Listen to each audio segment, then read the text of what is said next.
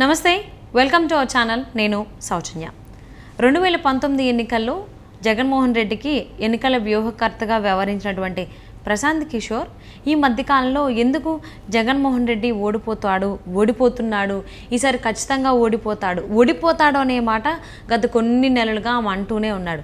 ఎందుకు అంటున్నాడు, ఏంటి, ఈ అంశానికి సంబంధించి మనతో మాట్లాడడానికి, వారి విశ్లేషణని మనతో పంచుకోవడానికి ఈరోజు మనతో పాటు ఉన్నారు సీనియర్ పొలిటికల్ అనలిస్ట్ అంకమరావు గారు ఉన్నారు. వారితో మాట్లాడదాం. నమస్తే అంకమరావు గారు. నమస్తే సౌజన్య గారు. ప్రశాంత్ కిషోర్ 2019 ఎన్నికల్లో జగన్మోహన్ రెడ్డికి వ్యూహకర్తగా వ్యవహరించినటువంటి వ్యక్తి. ఆయన గత కొన్ని నెలలుగా చూసుకున్నట్లయితే జగన్మోహన్ రెడ్డి ఈసారి ఎన్నికల్లో ఖచ్చితంగా ఓడిపోతాడు అని చెప్పేసి ఆయన కొన్ని మాటలు మాట్లాడుతూ ఉన్నారు. ఎందుకు ఆయన పదే జగన్ ఓడిపోతాడు అని అంటున్నారు, ఎందుకు?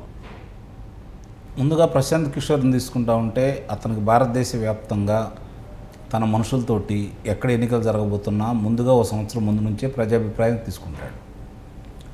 అట్లాగే ప్రజాభిప్రాయం తీసుకున్న తర్వాత ఎక్కువ శాతం కనుక ఎవరు గెలుస్తారో వాళ్ళకే వ్యూహకర్తలుగా వ్యవహరిస్తూ వచ్చాడు. 1-2 సందర్భాల్లో వ్యతిరేకమైన మన తెలంగాణలో కావచ్చు, ఇంకోసాట వ్యతిరేకం వచ్చింది.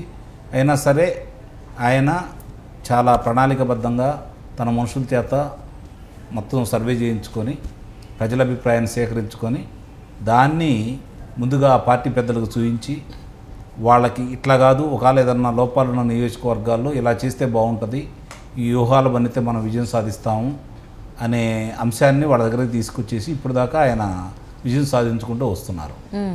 ఇక్కడ ఆంధ్ర రాష్ట్రానికి ఏమైందంటే 2019కి ముందు ఆయనే వ్యూహకర్త వైఎస్ఆర్సీపీ పార్టీకి. ఓ రకంగా అంటే జగన్కున్న జనాదరణ, జగన్ చెప్పిన మాటలు నమ్మటానికి ఈయన వ్యూహాలు బాగా పనిచేసినాయి అని చెప్పని అందరూ భావించడం కూడా జరిగింది. దీంట్లో వాస్తవం కూడా ఉంది. తరువాత ఈయన కాదని ఈయన దగ్గర పనిచేస్తున్న వాళ్ళ కొంతమందిని తీసుకొని చెవిరెడ్డి భాస్కర్ రెడ్డి గారి అబ్బాయి, సజ్జల రామకృష్ణ వాళ్ళ అబ్బాయి ఇద్దరు కూడా ఆ కార్యక్రమాలు చూసుకుంటూ వీళ్ళ టీంని బయటికి పంపించడం కూడా జరిగింది.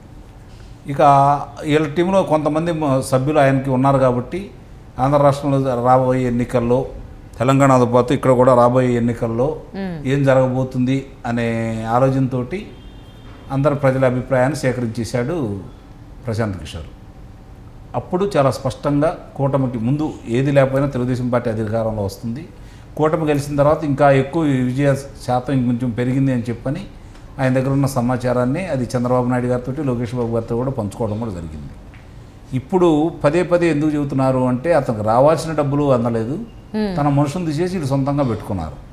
అతను సహజంగా ఏంటంటే దీన్ని అడ్డం పెట్టుకొని రేపు పొద్దున ఇంకొక రాష్ట్రంలో ఎన్నికలు జరగబోయేటప్పుడు చూశారా ప్రశాంత్ కిషోరు జగన్మోహన్ రెడ్డి గారు ఓడిపోతున్నాడని చెప్పాడు కాబట్టి ప్రశాంత్ కిషోర్ మాటలు మనం నమ్మొచ్చు, విజయ శాతం కూడా అధికంగా ఉంది కాబట్టి ఇంకొక రాష్ట్రానికి వ్యూహకర్తగా వాళ్ళ మనుషులను పెట్టుకోవడానికి అవకాశం. ఎందుకంటే ఆయన ఇప్పుడు నేను రాజకీయ పార్టీ పెట్టుకున్నాను, నేను వ్యూహకర్తగా పనిచేయను అని చెప్పి అందరూ చెబుతున్నాడు కాబట్టి అలా వాళ్ళ మనుషుల్ని దేశవ్యాప్తంగా పెట్టుకొని ఇట్లాంటి సమాచారం సేకరించి చేస్తాడు. కాబట్టి ఇప్పుడు ప్రజా వ్యతిరేక పాలన జరుగుతుంది ఆంధ్ర రాష్ట్రంలో, చెప్పిన ఏమీ చేయలేదు జగన్మోహన్ రెడ్డి గారు అనే అభిప్రాయాన్ని ప్రజల్లో బలంగా కలగజేసే విధంగా ఆయన గత కొన్ని నెలల నుంచి ప్రయత్నం చేస్తున్నాడు.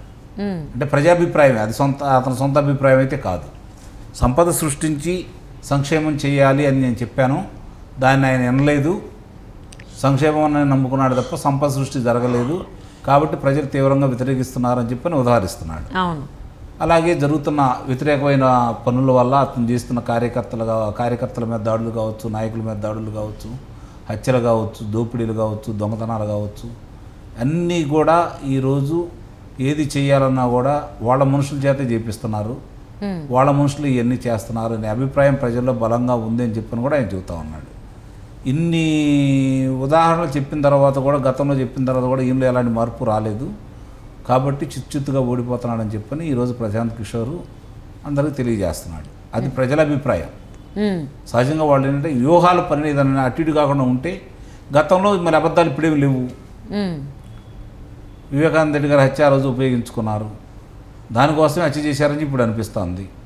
ఎన్నికల్లో లబ్ధి పొందడం కోసం హత్య చేయించారని చెప్పి ఇప్పుడు అనిపిస్తుంది. మరి అలాగే కోడికత్తి నాటకం,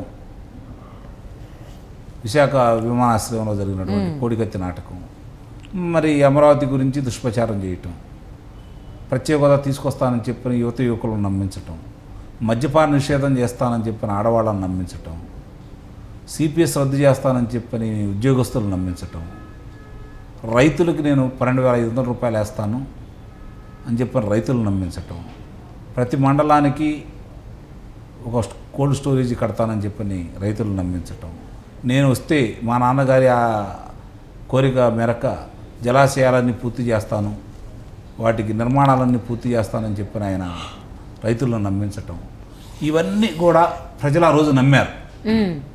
నేను మా తండ్రి గారి చిత్రపటం పక్కన నా చిత్రపటం ఉండేలాగా ఒక్కసారి అవకాశం ఇవ్వండి, 30 సంవత్సరాలు నేనే రాష్ట్రాన్ని పరిపాలిస్తానని చెప్తే ప్రజలు నమ్మారు. ఇతని దగ్గర అపారమైన ధనం ఉంది, ఇతను ఇంకేం చేయడు కాబట్టి ప్రజలకు ఏదో మేలు చేస్తాడు అని ప్రజలు నమ్మారు. అప్పటిదాకా చంద్రబాబు నాయుడు చేసిన పనులను కూడా ఇతను సరిగ్గా ప్రజల్లోకి ఆయన చేయలేదని చెప్పి భావించే విధంగా తీసుకెళ్లడంలో ప్రచారంలో ఆయన విజయవంతం అయ్యాడు. కాబట్టి చంద్రబాబు నాయుడు గారు చేయలేదు, నేను చేస్తాను, అమరావతిలో ఇటుక పెట్టలేదు, పోలవరంలో ఇటుక పెట్టలేదు, ఇవన్నీ కావాలని చేస్తున్నారు, అవి దుష్ప్రచారం చేశాడు. ఆ దుష్ప్రచారాన్ని ప్రజలు నమ్మారు. దానికి ఆ రోజు ప్రశాంత్ కిషోర్ గారి వ్యవహారే కారణం.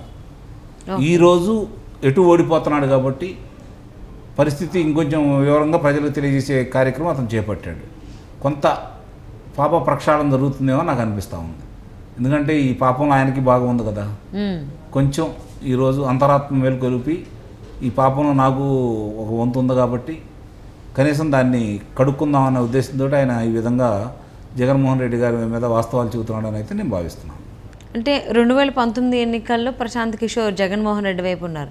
బట్ ఇప్పుడు జరగబోయేటువంటి ఎన్నికల్లో అయితే జగన్మోహన్ రెడ్డి వైపు ప్రశాంత్ కిషోర్ లేరు. సో ప్రశాంత్ కిషోర్ జగన్మోహన్ రెడ్డి వైపు లేకపోవడం వల్ల ఓడిపోతున్నారు అంటారా అని చెప్తున్నారు ఆయన? లేదు, అది కాదు. అంటే ఆయన చేసే పనుల వల్లే ఓడిపోతారని చెబుతున్నాడు. నమ్మట్లేదు ఈరోజు జగన్మోహన్ రెడ్డి, ప్రజలు నమ్మట్లేదు. జగన్మోహన్ రెడ్డి పరిపాలన సవ్యంగా చేయలేదు, ఇది చాలా స్పష్టంగా అర్థమైంది కదా. అదే చెప్తున్నాడు ఆయన, పరిపాలనలో వైఫల్యాలు ఎత్తి చూపుతున్నాడు, ఎందుకు ఆయన ఓడిపోతున్నాడో చెబుతున్నాడు. సో అంటే లాస్ట్ టైం ఏంటంటే 2019 ఎన్నికల టైంలో జగన్మోహన్ రెడ్డి ఏం చేశాడు అని అంటే ప్రశాంత్ కిషోర్ ఏం చెప్తే అది చేశాడు. కానీ తర్వాత గెలిచిన తర్వాత ప్రశాంత్ కిషోర్ ఏం చెప్పినా కానీ జగన్మోహన్ రెడ్డి ఆ పని చేయలేదు. సో అందుకోసమే నన్ను క్విట్ అయ్యి వచ్చానని కూడా ఒకానొక సందర్భంలో ప్రశాంత్ కిషోర్ చెప్పడం జరిగింది. సో అందుకని నేను ఆయనకి విసుకొచ్చి, అంటే నేను చెప్పిన మాట విన్నప్పుడు నేను ఎందుకు అక్కడ ఉండాలి, నేను ఎందుకు వాళ్ళకి పని చేయాలని చెప్పేసి నా ఉద్దేశంతోనైనా జగన్మోహన్ రెడ్డికి దూరంగా ఉంటున్నారు ప్రశాంత్ కిషోర్. అంటే గెలిపించడానికి వ్యూహాలు పన్నాడు, అబద్ధాలు చెప్పించాడు. గెలిచిన తర్వాత మళ్ళీ గెలవాలంటే ఏం చేయాలో చెప్తే వినలేదని, రెండోది ప్రశాంత్ కిషోర్ టీంను పక్కన పెట్టారని, ఆయనకి ఇవ్వాల్సిన డబ్బులు కూడా పూర్తి మొత్తం అందజేయలేదనే అభిప్రాయం ప్రజల్లో కూడా ఉంది. కాబట్టే ఆయన ఈ విధంగా మాట్లాడాడు. రెండోది ప్రజల అభిప్రాయం చాలా స్పష్టంగా ఉంది కాబట్టి ఈ ప్రభుత్వం ఓడిపోతుంది కాబట్టి ప్రజా వ్యతిరేక నిర్ణయాలు తీసుకున్న ఏ ప్రభుత్వాన్ని ప్రజలు తిరిగి అధికారంలో రానివ్వరు. అందుకు ముఖ్యంగా ఆంధ్ర రాష్ట్ర ప్రజలు చాలా తెలివైన వాళ్ళు కాబట్టి ఆ నిర్ణయానికి వచ్చి ఆయన పదే జగన్మోహన్ రెడ్డి గారి మీద ఈ విధమైన కక్ష కూడా తీర్చుకుంటున్నాడని అయితే నేను భావిస్తున్నాను. ఓకే, సో ఏదేమైనా కానీ ఎన్నికల వ్యూహకర్త ప్రశాంత్ కిషోర్ పదే చెప్తున్నటువంటి మాట ఏంటి అంటే జగన్మోహన్ రెడ్డి ఈసారి ఎన్నికల్లో ఓడిపోతాడు అని. సో మరి చూద్దామండి, ఎన్నికల వ్యూహకర్త చాలా విషయాలను చూసి చెప్తూ ఉంటారు ఆ మాటలో. మరి ఎందుకు ఆ మాట అంటున్నాడు, అదే నిజమవుతుందని చూద్దాం. Thank you so much Ankamarao గారు. Thank you.